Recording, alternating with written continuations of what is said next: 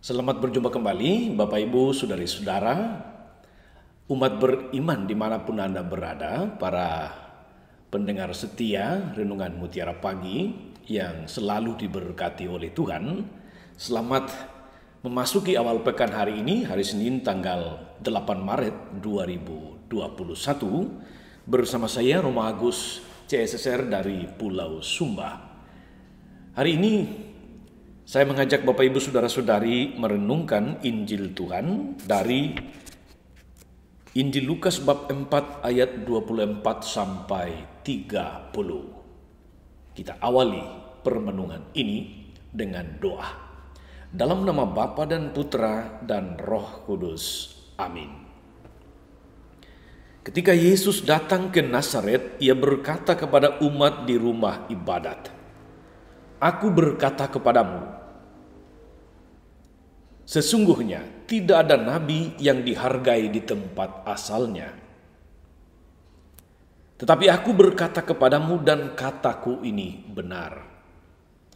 Pada zaman Elia terdapat banyak janda di Israel ketika langit tertutup selama 3 tahun 6 bulan dan ketika bahaya kelaparan yang hebat menimpa seluruh negeri.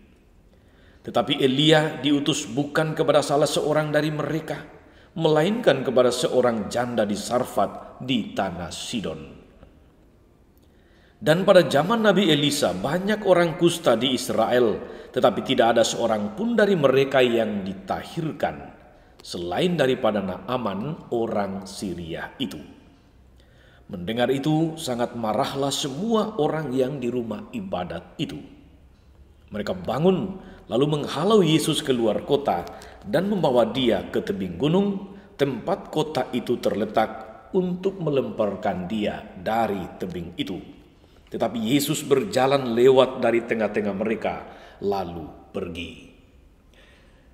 Demikianlah Injil Tuhan. Bapak Ibu Saudari-saudara, umat beriman terkasih dimanapun Anda berada, para pendengar setia Mutiara Pagi yang senantiasa diberkati oleh Tuhan. Seorang kudus, Santa Teresa dari Lisieux, dia pernah menulis di dalam buku catatan hariannya begini, "Aku bergembira menjadi kecil karena hanya anak-anak kecil dan mereka yang menjadi seperti anak kecil yang akan masuk ke dalam pesta surgawi." Itu kalimat yang dicatat oleh Santa Teresa dari kanak-kanak Yesus di dalam buku catatan hariannya.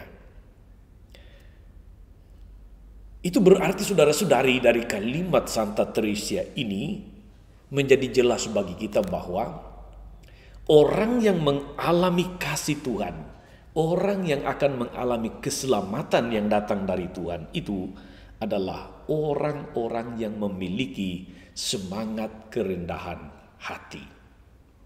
Rendah hati.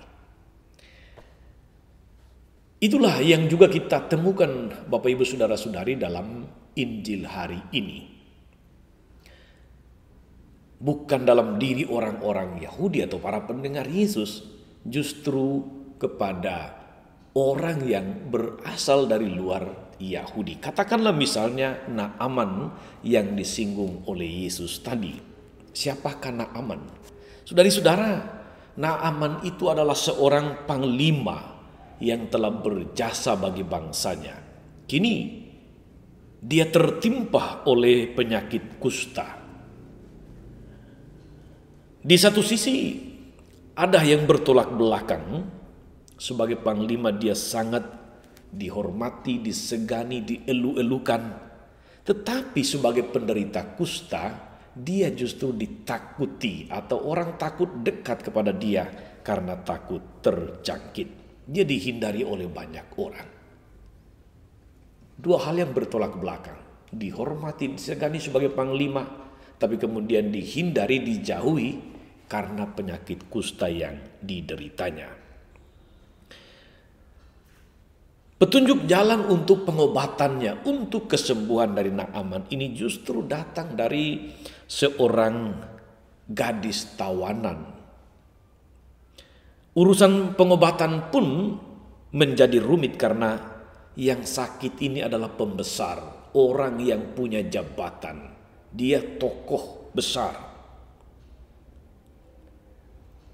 Harus ada surat resmi, dan dalam surat resmi itu bisa jadi kemudian menimbulkan salah tafsir yang bisa diartikan menantang perang.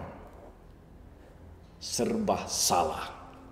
Situasi panas itu kemudian bisa diredam oleh Nabi Elisa. Cara pengobatan yang ditawarkan kepada Naaman itu juga menimbulkan persoalan bagi Naaman sendiri. Mengapa demikian? Karena cara yang ditunjukkan Nabi Elisa terlalu sederhana. Bahkan kadang bisa dianggap sebagai Nabi Elisa sedang bercanda. Karena Naaman disuruh untuk mencelupkan diri di sungai Yordan, dia akan sembuh. Pada masa itu saudara-saudari, penyakit kusta adalah penyakit yang menakutkan, yang tidak ada obatnya. Sehingga sebagai seorang panglima yang sedang menderita kusta disuruh mencelupkan diri ke sungai Yordan oleh Nabi Elisa, itu seperti diolok. Tetapi justru ini menariknya Bapak Ibu Saudara-saudari. Kalau orang sedang membutuhkan kesembuhan, bahkan cara yang tidak masuk akal pun dapat kita tempuh karena kita mau sehat, karena kita mau sembuh.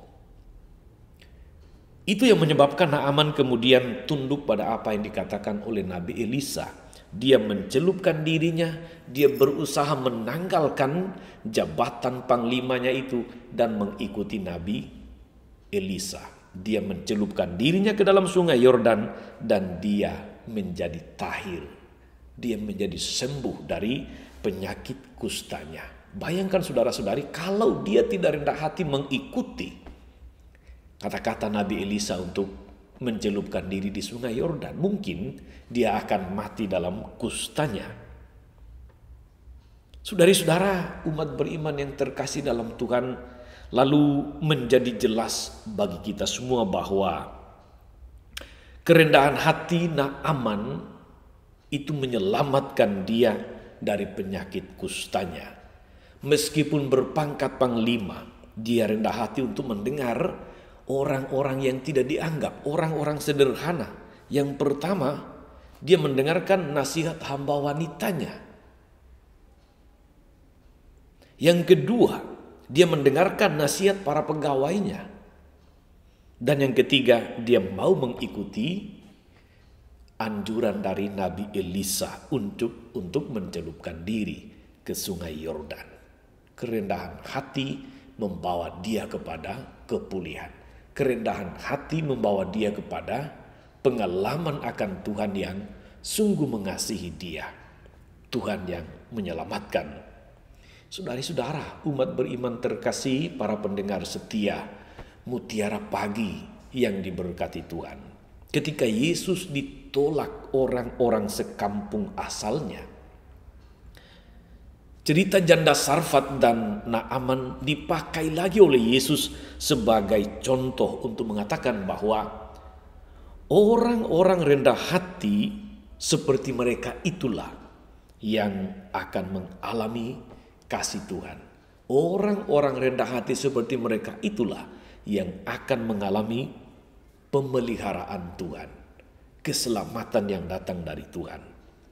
Bersikap terbuka untuk menerima sabda Allah serta rendah hati untuk mengikutinya, itu adalah jalan istimewa untuk menerima keselamatan. Saudari-saudara, jelas bagi kita para pendengar sabda Tuhan hari ini, kalau kita rendah hati untuk mendengarkan sabda Tuhan, rendah hati untuk melaksanakan apa perintah Tuhan, rendah hati untuk bersikap bertingkah laku di dalam hidup kita, itu akan mengalami kasih Tuhan yang luar biasa. Kita akan mengalami pemeliharaan Tuhan yang tidak terkira. Moga-moga kita memiliki kerendahan hati seperti Naaman juga seperti janda di Sarfat.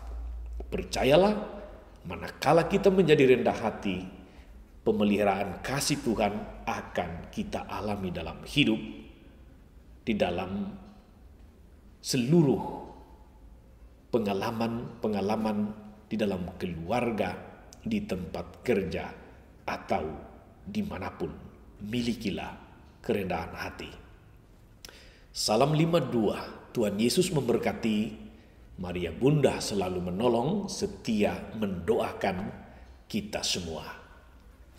Amin. Allah Bapa yang penuh kasih, kami bersyukur karena Engkau senantiasa menunjukkan kepada kami jalan keselamatan. Melalui firman-Mu hari ini, Engkau mengajari kami untuk memiliki kerendahan hati. Sebab hanya kalau kami rendah hati, kami boleh mengalami kasih-Mu, kami boleh mengalami pemeliharaan-Mu, kami boleh mengalami keselamatan. Mampukan kami Tuhan untuk sepanjang hari ini, kami berusaha untuk melakukan segala aktivitas kami dalam semangat rendah hati.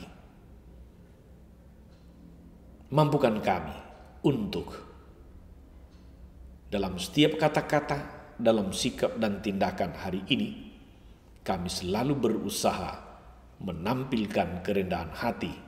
Sebab itulah yang Kau kehendaki. Engkau yang hidup kini dan sepanjang masa. Amin. Saudari-saudara sekalian, berkat Allah turun atas saudara-saudari, atas mereka yang kita doakan atau kita janjikan doa, mereka yang sakit dan menderita, orang-orang yang berbuat baik kepada kita, para donatur, penderma atau siapapun, segala rencana, karya dan pelayanan kita sepanjang hari ini, Bapa dan Putra dan Roh Kudus. Amin.